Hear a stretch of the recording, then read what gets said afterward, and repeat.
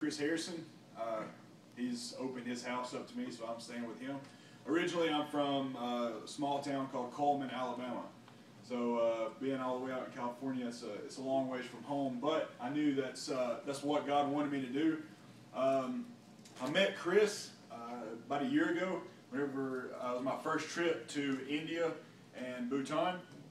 I had met him through one of my friends. It's also his friend in Alabama, and I just linked up with him and told him everything that I wanted to do, the ministry goals and missions and stuff that I wanted to do in my life personally.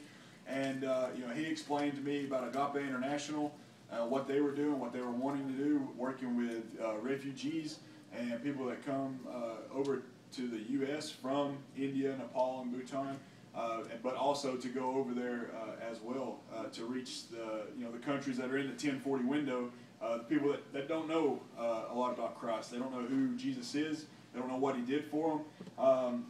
So whenever he was telling me this, I knew that I had to move to California because it was something my heart is very much towards missions. I knew that's where his heart was at. And, I had told people, what I wanted to do for a long time. And a lot of people doubted it. A lot of people, said, hey, it'll probably never happen. I told them I wanted to go out and, change the world. So that's kind of what I want to talk to you about tonight. We're going to be looking at Matthew chapter 8, starting in verse 18. We're going to be talking about the cost of following Jesus. Now, especially over in the restricted countries, hostile countries in Asia, there is a cost for being a Christian, for accepting Jesus as your Lord and Savior. There is a cost, and there was a lot of scriptures in the Bible that I had read, that I had looked at, that I didn't really think that applied to me personally. I didn't really know what the scriptures meant. But then whenever I went over into these other countries and restricted countries, then a lot of scriptures opened up to me. I finally understood what these scriptures meant.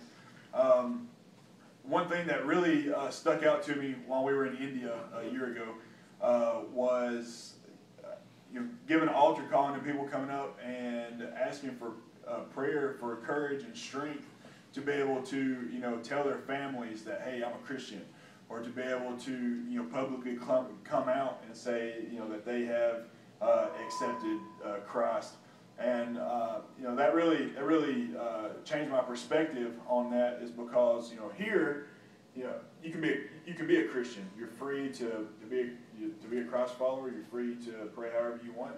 In these other countries, it's not so. So that really opened my eyes up to it. Is I got people coming to me asking, "Hey, I want to tell my family, I want to tell my boss, I want to tell whoever that I have finally accepted Christ." But there was a fear there because of social rejection from families. Because it's like Christianity is not a common thing. So it's something that's different. So a lot of these people are afraid that if I go and tell my parents or my family, hey, this is the decision that I've made, then a lot of these people get outcast, and they say, okay, we don't have anything to do with you anymore. A lot of people may get fired from their jobs just for being a Christian. So that's kind of where I want to start at on talking about there's a cost to following Jesus. Now over here. The cost may not be as great as some other places, but in your life, at some point in time, there's a cost. There are some sacrifices that you're going to have to make to keep walking with God and continue on the path that He wants for you. So we're going to start in verse 18. It says, "Now when Jesus saw a crowd around Him, He gave orders to go over to the other side. And a scribe came up to Him and said, 'Teacher, I will follow you wherever you go.' And Jesus said to him, 'Foxes have holes and birds of the air have nests, but the Son of Man has nowhere to lay His head.' Another of the disciples said to Him, 'Lord, let me first go and bury my father.' And Jesus said to him, follow me and leave the dead to bury their dead. Okay, so the first person that came up to Jesus was, it says that he was a scribe. When you look at what a scribe was and is, it's a record keeper, somebody that wrote the records of meetings, a lot of times used in courtrooms, people that are typing everything that go on, keeping record of everything that is happening, or copying books, things like that. But they also they worked in the royal courts, and they were a lot of them. Most of the time, they had tax-free. They didn't have to pay taxes, and they were pretty well off. And they were not able to be drafted into the military or to be able to have required to go to war or anything like that. So there were a lot of perks, a lot of benefits to being a scribe. So when we look at this, and you look at the passage before, in verses 14 through 17, this is a section where it said, talking about where Jesus has healed a lot of people. He's healed many people. So the one thing that I think about is that there were people there. This scribe, this other disciple, they were there whenever all this stuff was going on. When Jesus was doing all these miracles and stuff like that, they probably sat there and watched Jesus do all these things. So then it said, the scribe comes up to Jesus and says, "Hey, I want to follow you wherever you go. That's what I want to do." And then the only thing that Jesus says to him, it says, "Foxes have holes and the birds of the air have nests, but the Son of Man has no place to lay his head." So he was letting him know that this is what the cost is. You're a scribe. You work for in the royal courts. You have life very good, and but now he's saying he's wanting to come and follow me. Jesus isn't telling him that he can't follow him, but he's just letting him know that, hey, this is a cost that you're probably not going to want to go through. You're going to have to leave your house. You're going to have to leave. You might have to leave your family. You may have to. You're going to do things that you don't want to do. He even talks about even animals have places to go and sleep. So he was letting him know that you're going to have to leave all the comforts. You're going to have to leave your house because I don't have a place to lay my head. I lay my head on a rock. It was letting him know of the cost. But a lot of times, especially in a church service or out with our Christian friends, witnessing, whatever Christian event, everything's happening and everything's going on, and we're having, and it's a great time. Just like in this before, Jesus was healing a lot of people. Everything was clicking. Everything was going good. And then they say, okay, now I want to follow you. He had two people come and say, I want to follow you. But they got caught up in all of the good stuff of it. And they said, oh, this is if we want to follow Jesus because this is what it's all going to be like all the time. He's going to constantly be healing people. It's all everything's going to be great. It's going to be awesome. But then again, that's when Jesus let him know, hey, there's going to be a cost to it. You're going to be homeless basically. So in our own lives, and it's happened to me before, is that we have a good church service, we have a good meeting with Christ or a good prayer service or whatever, and we get caught up in a lot of things, and we're quick to throw our heart out and say, hey, I want to do this, I want to do that. There's like this scribe. He said, it was a good moment. And he said, I will follow you wherever you go. But there was a cost. The second guy, his disciple came to him and said, first let me go bury my father. And then Jesus said to let the dead bury their own dead. So there's a lot of things that you look at it in your life that you say, okay, Jesus, I want to follow you. I want to do what you've called me to do personally. I want to do everything that you've said I could do and that you've commanded me to do. But can we wait till this happens? I got to do this. I still got some strings attached to me back here, and I want to take care of a few things first. I've talked to several people, witnessed to a lot of people that, and it's been very common. You talk to people about going to church, say, hey, would you like to come to church with me? Just come check it out. If you don't like it, you don't have to come back. And they say, well, I don't really want to go to church right now because I want to get my life straightened out before I go to church. And that's very common. I've had a lot of people tell me that. But your life's not going to get straight. You're not going to get straightened up if you're not in church. But a lot of people have this concept that, okay, I have to completely be perfect to be able to go, to be able to go to church. And it's like I tell people all the time, it's just a church isn't for the perfect people, just like a hospital isn't for healthy people. A hospital is where the sick go. Church is where Christians go. Just because I say I'm a Christian doesn't mean that I'm saying I'm perfect. Doesn't mean I say that I'm not going to ever fall. I'm not ever going to do things wrong. But a lot of people have that concept. And so one thing is, I want you to think in your own life. What costs have even maybe it's been cost up until now, or maybe it's maybe you're going to have to sacrifice some things in future for future references. But the thing is that we have to be willing to examine the situation and say, hey, I know that God's called me to this. I want to do this. And just be 100% fully committed to it, and say, "Hey, no matter, I don't care what it takes. This is what I want to do."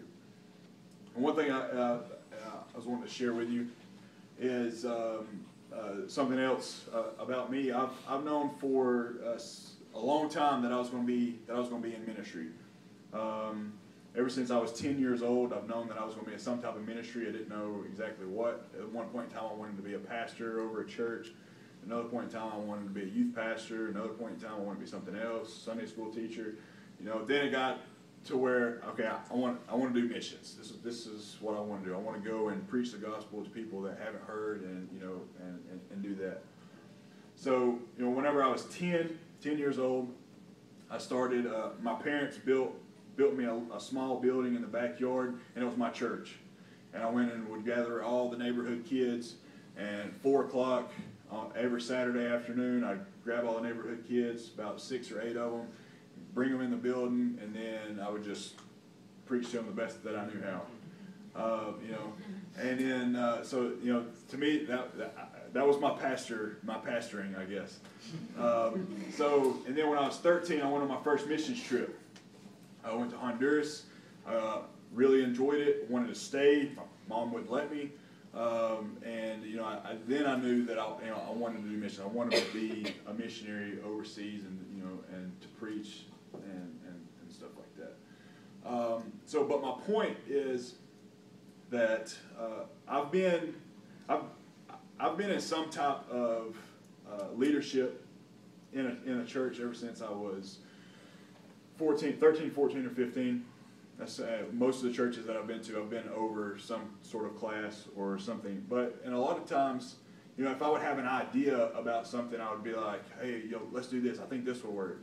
And there was a lot of times where, older people would come to you and be like, I think that might be a good idea, but, I don't think we need to do that. We don't need to do it like that. I got shut down so many times on everything.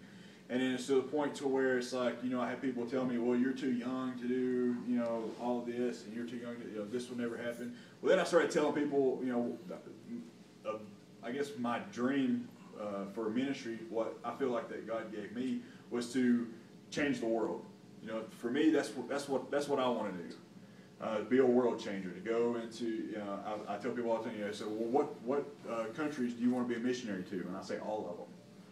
And people look at me like, but at one point, before, my time's over, I want to, my goal is to, I want to at least have preached in every country at least once. But you have to be you have to be careful about who you tell that to. You can't just go out and tell everybody, hey, this is what I want to do, because it's so big. You know, it's very big, and a lot of people are gonna be like, that'll never happen. You'll never be able to do that. You know, you might need to think about something that's more achievable, you know, a smaller goal. You might want to start with something small first. And that's the one thing that I really enjoyed about meeting Chris. And it's the reason I moved all the way across the country to California to be in ministry with him, is because whenever I told him, I said, hey, this is what I want to do. And, you know, he didn't look at me and he was like, hey, you know, well, we might need to start smaller. He had the exact same mindset, the exact same, you know, he wants to reach the entire world just like I do. And so it clicked, and it linked up. And I told my parents, I said, look, you know, because my parents wasn't too wild about me going all the way across the country. So I told them, I said, look, I said, this is something that I know 100% that I have to do. I said, because what Chris was saying and what I want to do, it just came together like this.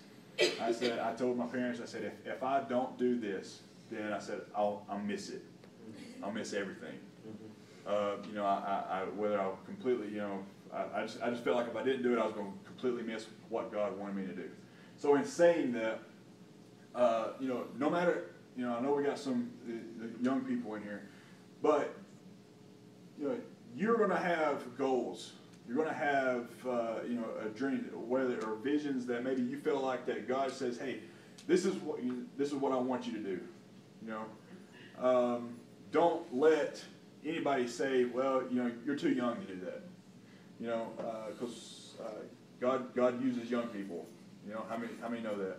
Everybody? Mm-hmm. God uses young people. God uses people that seem like that they can't do, you know, the right job. Whenever you looked at all the people in the Bible, God used a part of them that was their weakness. It wasn't really their strong point. You know, it's like I tell people all the time. I said, well, if you're you know, weak in this area, that's probably the area that God's going to use you in. Because if He uses your strengths all the time, then He's not going to get as much glory out of it. It's because if it's your strength, then it's just looking at, oh, well, this is something that He could have done Himself. But if it's a weakness where it's like, you know, something that you're not you know, comfortable with doing, like me, was public speaking. And now I go and, you know, preach in different places and stuff like that. Would have never thought that several years ago. I was the type of person in high school that whenever we had to give a presentation for 3 minutes in class, I took a 0 every time. And I was that's what I did. I was like, I'm not getting up there, I'm not getting in front of anybody, and I'm not talking. That was a weakness, you know. And I've talked to a lot of pastors, a lot of missionaries, a lot of them have that exact same story. Why? Because it was a weakness. God's using it. So, what I really want to get across to you is that you're going to, you know, whatever you have in mind, don't let anybody tell you that you're too young to do that. You can't do that. God can't use you that way, because He can. You know, and it's just like I've always had to think to myself is, you know, it's not about what everybody else thinks. You know, if somebody said, "Well, you'll never do that. You'll never do this." It's about me and God. What does God say about me? You know, what does God say about the situation I'm in? What does God say about you know, what I have for my life? You know, if God tells you to do something, then you know, yeah, He's not going to tell you to do something that's not going to happen. So, in saying that, you know, there's in that there's going to be a lot of cost for you know, for following Jesus and doing the right thing, whether it's in school, whether it's you know, hanging around friends. Or whatever, but there's going to be points in your life to where, you know, decisions are going to have to be made, and it's going to be a sacrifice. But the least that we can do for God is to act in complete obedience, to try and give Him 100% of our heart. A lot of times we get caught up in the way of, well, God, I'll give you this, and I'll give you this, and I'll give you this, but I'm going to keep this. You know, I want to keep this because I'm not really ready to give that up. whatever it may be. But God wants our whole hearts. He wants everything about us. He wants us to be completely surrendered, surrendered to Him and completely obedient. So, in conclusion, one thing that I want to do is, I was going to ask everybody to come up here, but what I want to do is, whether you want to stand up, but I want everybody to grab somebody's hand, to hold hands with somebody.